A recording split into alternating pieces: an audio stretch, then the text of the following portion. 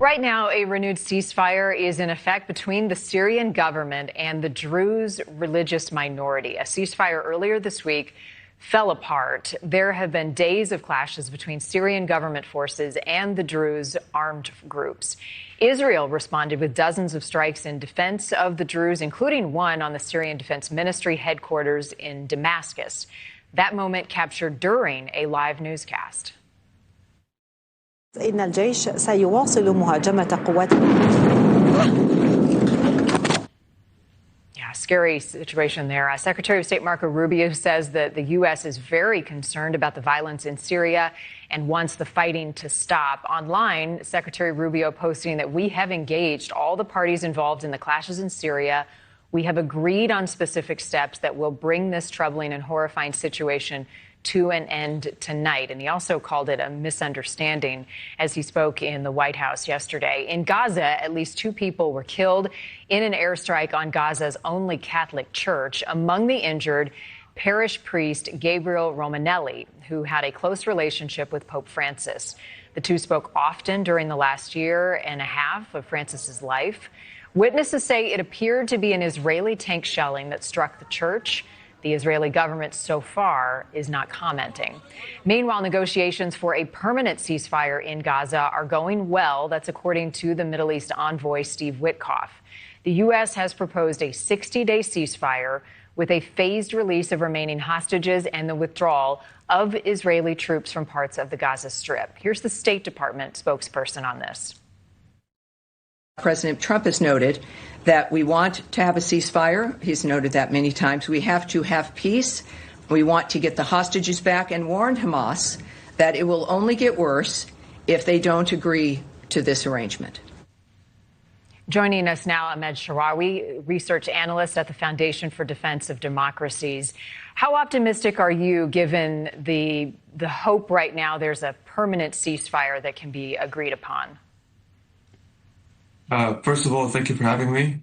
I think the deliberations behind the ceasefire it's been going for a very long time. I mean, it's been a very long war with many casualties on both the Israeli and the Palestinian side.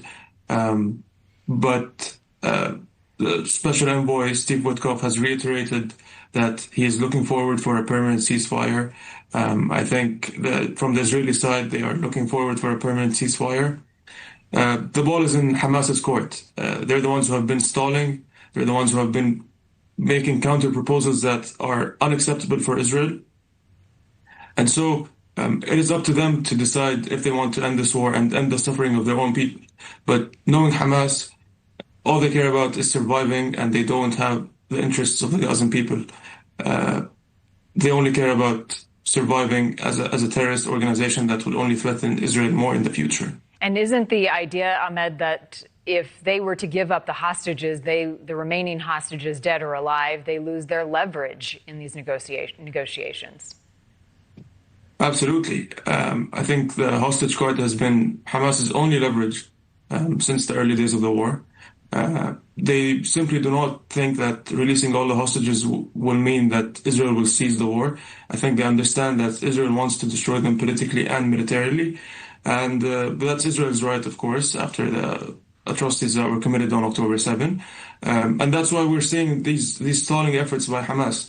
They keep putting restrictions on how many hostages they want to release, the age groups of the hostages, and that's simply unacceptable for Israel. So Hamas understands that if it gives back the hostages, then Israel will continue its war campaign and will decisively end Hamas's rule over Gaza.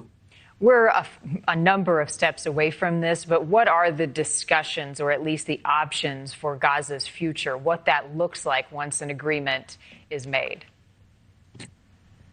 So, of course, President Trump had outlined a plan to relocate Gazans temporarily after the end of the war in order to get reconstruction and rebuild Gaza.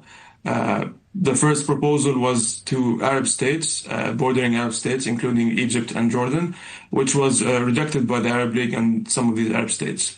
The second proposal was given by the Arab League, and that was that there would be a Palestinian technocratic government ruling over Gaza with no displacement or no relocation. But there was no mention of Hamas in the Arab League proposal. And that was also simply unacceptable by President Trump and Israel. So until now, there is no sustainable and realistic post-Gaza or post-war Gaza plan. I think Gaza is simply, the humanitarian crisis will impact the development and reconstruction of Gaza. But I think President Trump and Israel will be looking forward to more plans according to the same outline that he presented back in February, is that if Gazans want to leave, they can leave. If they want to stay, they can stay. But it is necessary to understand that the humanitarian crisis is very severe and that some areas in Gaza are simply uninhabitable. Right. Ahmad Sharawi, thank you so much for your time this morning. Thank you.